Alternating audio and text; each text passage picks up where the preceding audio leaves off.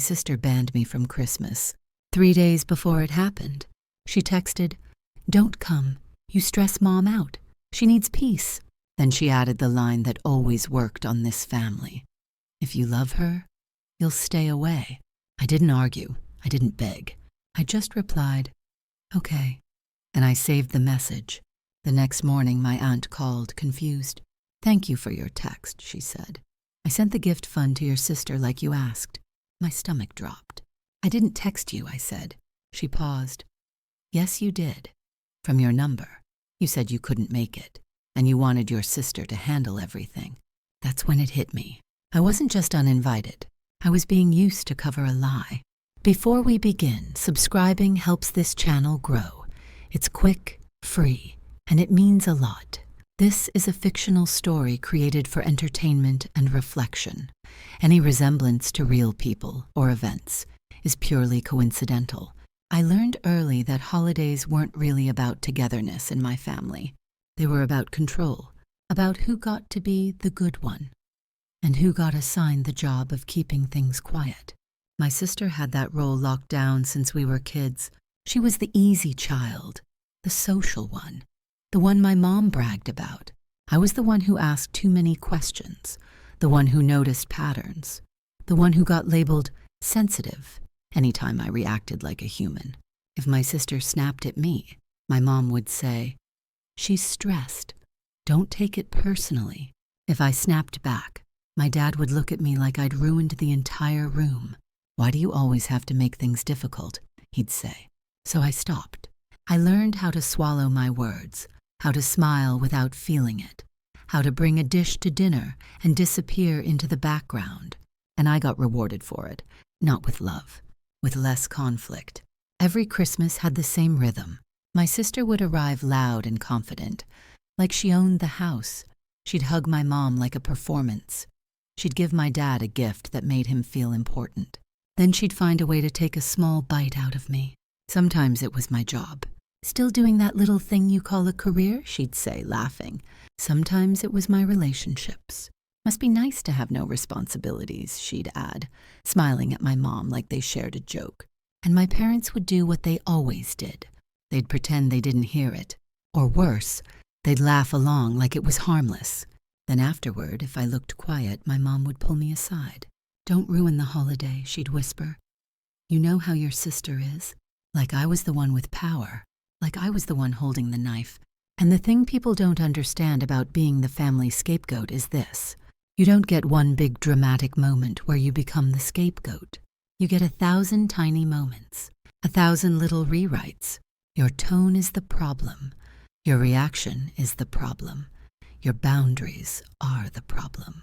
So by the time you're grown, you're trained. Trained to apologize first. Trained to take the blame. Trained to make peace, even when peace costs you your dignity. That's why my sister's "don't come to Christmas" text wasn't a shock. It was just the newest version of an old system. But the part that was different this time was the fact that she didn't just push me out. She used my absence like a tool, and she used my name like it belonged to her. I didn't call my sister. I didn't call my mom. I didn't even text back after that first "okay," because I already knew the trap. If I reacted, I'd be labeled dramatic. If I stayed silent, they'd say I didn't care. So I did the only thing that ever protected me in that house. I got quiet, and I started collecting what they said, word for word. I opened my notes app and wrote the timeline down. Monday. "Don't come. You stress Mom out." Tuesday. "Aunt says I texted her about the gift fund." Tuesday. 10 minutes later. "Aunt swears it came from my number." Then I asked her calmly, "Can you send me a screenshot?" She hesitated, like she was afraid the screenshot would make it real.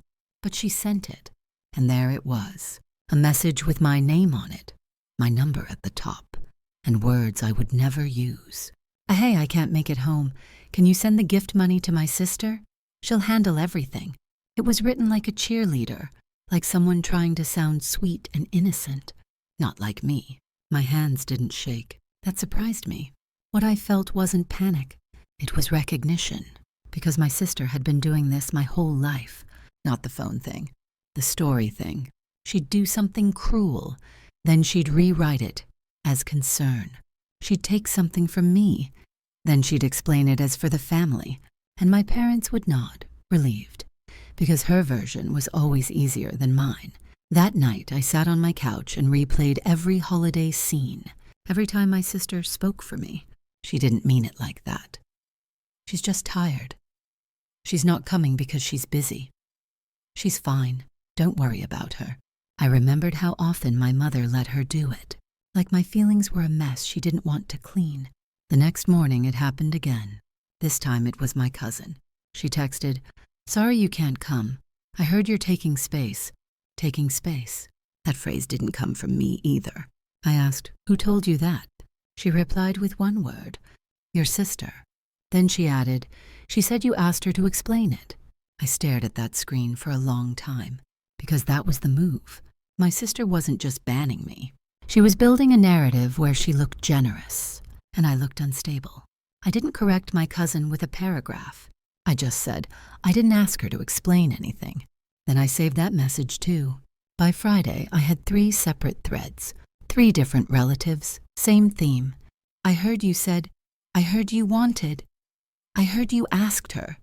It was like my sister was walking around the family, handing out a script with my name on it. And the worst part? It was working, because it made my parents feel comfortable. If I was choosing distance, then they didn't have to admit they pushed me out. If I asked her to handle things, then my sister wasn't stealing control. She was helping, so I did something I'd never done before. I stopped trying to explain myself to people who didn't listen, and I started preparing for the moment when my sister would try to use my name for something bigger, because gift funds were one thing. But my sister didn't do small lies. She did useful lies, the kind that moved money, the kind that moved blame, the kind that made her look like the hero. I went back to that screenshot from my aunt. I zoomed in, and I noticed something. The message wasn't green. It wasn't a regular text. It was iMessage, which meant it didn't come from some random spoof number. It came from an Apple device connected to my account. And suddenly, a detail I'd ignored clicked into place. My mom still had my old iPad. It sat on the kitchen counter, used for recipes, Facebook, and holiday photos. I'd signed out years ago, I thought, but if I was still connected on that device, then my sister didn't need my phone. She just needed access, and she had it. I didn't confront her, not yet. I just changed my passwords. I checked my devices, and I kept every screenshot in one folder, because I wasn't going to win this by arguing. I was going to win it by staying calm and letting their own words do the work. Christmas Eve started like it always did for me. Quiet. No driving. No crowded living room. No forced smiles. Just a mug of coffee, my phone face down, and the first real sense of peace I'd felt in years. Then, at 10:17 a.m., the peace cracked. My mom called. Not a text, not a casual check-in. A call. My stomach tightened before I even answered. "Hey," I said. Her voice was breathless. "Where are you?" I didn't play dumb. "You told me not to come." A pause. Then she tried to soften it. "Well, your sister said you didn't want to come. She said you asked her to handle everything." There it was again. My name, my choice, my words, spoken by someone else. "I didn't ask her to handle anything," I said, calm. Mom ignored that. "We have a problem," she whispered. I could hear noise behind her. Pots clanking. Voices. The house full. Then my dad got on the line. "You need to fix this," he said. Fix it. That word always meant the same thing. Make it smooth. Make it quiet. Make it look normal. "What happened?" I asked. He exhaled hard. "Your aunt brought up the gift fund," he said. "She said you told her to send it to your sister." I didn't say I didn't. Not yet. Because I could hear the panic rising. Then Mom said the real part out loud. "She showed everyone the screenshot," she whispered. "At the table." I closed my eyes, because I already knew what my sister had done, and I knew what she had been trying to do next. "What else?" I asked. My mom hesitated like she was deciding whether to admit it. Then she said it. "Rachel told everyone you couldn't come because you were unstable." Unstable. Not busy, not tired. Unstable. The word hit like cold water. My dad's voice sharpened. She said you've been sending strange messages, that we've been worried about you. I could picture it perfectly. My sister sitting at the table playing the calm one, my mom nodding along, my dad relieved to have a version where he didn't have to feel guilty, and me outside the house turned into a story. That's when my phone buzzed. A text from my aunt. Call me, now, something is very wrong. I didn't rush to their house. I didn't drive into that living room like a confused child begging for a seat at the table. I did what I'd been doing all week. I opened my folder. Screenshots, timestamps, threads from 3 relatives. And then I did one more thing. I opened my Apple account, and there it was, a device I didn't recognize as active. My old iPad, still signed in, still able to send iMessages from my number. I took a screenshot of that too. Then I called my aunt back. She answered on the first ring. Sarah, she said low, your sister is telling people you asked her to take over your finances. She's saying you're not okay, and she's protecting you. My blood went cold, because that wasn't just a lie. That was a plan with a destination, a plan where my sister didn't just steal my words. She was trying to take control of the story, using my name to make it believable. I stayed calm. Can you do me a favor? I asked. Yes? Don't argue with her, I said. Just get everyone to stop talking for 1 minute. Then I texted my mom one sentence. I have proof. Tell Rachel to stop using my name. And I waited, because I wasn't walking into that house to fight. I was about to let the truth walk in first. My mom called back 5 minutes later. Her voice was smaller. Your sister says you're lying, she whispered. She says you're trying to ruin Christmas. I didn't react. I just said, put me on speaker. I heard the room shift, pots, chairs, people turning toward a phone. Then my sister's voice, light, confident. Sarah, she said, like she was doing me a favor. Why are you doing this? I'm not doing anything, I replied. I'm ending what you started. She scoffed. Okay, then explain the texts. I will, I said, but not in a debate, in receipts. I opened the screenshot my aunt sent. I read the message word for word, the one from me. The part about sending the gift fund to Rachel, the part about I can't make it home. Then I opened the second thread, my cousin. She said you asked her to explain it. She said you're taking space. She said you're not well. I didn't add insults. I didn't editorialize. I let the pattern sit in the air. Then I said calmly, that message didn't come from my phone. My sister's tone sharpened. What are you talking about? I checked my devices, I said. There's an iPad still signed into my Apple account, in Mom's kitchen. It can send iMessages from my number. Silence. Not awkward silence, alarmed silence. My mom's voice cracked. Rachel, is that true? My sister tried to pivot fast. This is ridiculous. She's paranoid. She always does this. I'm not paranoid, I said. I'm specific. I pulled up the device list and took one more screenshot. Then I said, it's active right now. A chair scraped. Someone muttered low. My sister exhaled like she was annoyed she got caught. Then she said it. So what? You weren't coming anyway. There it was. Not denial. Entitlement. My dad spoke finally. Rachel, why would you do that? Her voice turned sharp and wounded. Because she ruins things. Because she stresses Mom out. Because she can't be normal for one day. I didn't argue back. I just said, thank you for confirming it. The room went still. For saying it out loud, I continued, you don't want peace. You want control. Then I spoke to my parents, not her. I'm not coming, I said. Not tonight. And not after you talk to her. My mom whispered, Sarah, please. It's Christmas.